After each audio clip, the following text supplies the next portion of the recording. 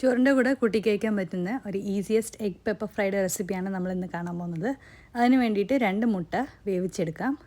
ഒരു spice powder mix ഒന്ന് നമുക്ക് റെഡിയാക്കി വെക്കാം. അതിന് വേണ്ടിയിട്ട് 1 teaspoon pepper powder, 1/4 teaspoon turmeric powder, 1/4 teaspoon garam masala, 1/2 teaspoon coriander പൗഡറും ഉപ്പും കൂടി ചേർത്തിട്ട് ഒന്ന് മിക്സ് ചെയ്ത് മാറ്റി വെക്കാം. ഒരു പാനിലോട്ട് എണ്ണ ഒഴിച്ചു കൊടുക്കാം. നമ്മൾ കുക്ക് ചെയ്ത് വെച്ചേക്കുന്ന എഗ്ഗും കറി ലീവ്സും കൂടി ഇട്ടിട്ട് ഗോൾഡൻ ബ്രൗൺ ആവുന്ന വരയ്ക്കും ഒന്ന് കുക്ക് ചെയ്യാം. ഈ ഒരു സ്റ്റേജിൽ നമുക്ക് മിക്സ് ചെയ്ത് വെച്ചേക്കുന്ന ആ സ്പൈസ് പൗഡേഴ്സ് ആഡ് ചെയ്ത് കൊടുക്കാം. ലോ ഫ്ലെയിമിൽ റോ സ്മെല്ല് മാറുന്ന വരയ്ക്കും ഒന്ന് കുക്ക് ചെയ്യാം. ചോപ്പ് ഗാർലിക്കും ചോപ്ഡ് ഒനിയൻസും കൂടി ഇട്ടിട്ട് ഒന്ന് 1 മിനിറ്റ് ലോ ഫ്ലെയിമിൽ വീണ്ടും കുക്ക് ചെയ്തെടുത്താൽ നമ്മുടെ ഈസിയസ്റ്റ് എഗ് പെപ്പർ ഫ്രൈ റെഡിയാവും. ചോറിൻ്റെ കൂടെ ഇത് മാത്രം മതി എന്ന് പറയുന്നത് സീരിയസ്ലി ഈ ഒരു എഗ് പെപ്പർ ഫ്രൈ എന്തായാലും ട്രൈ ചെയ്ത് നോക്കാം.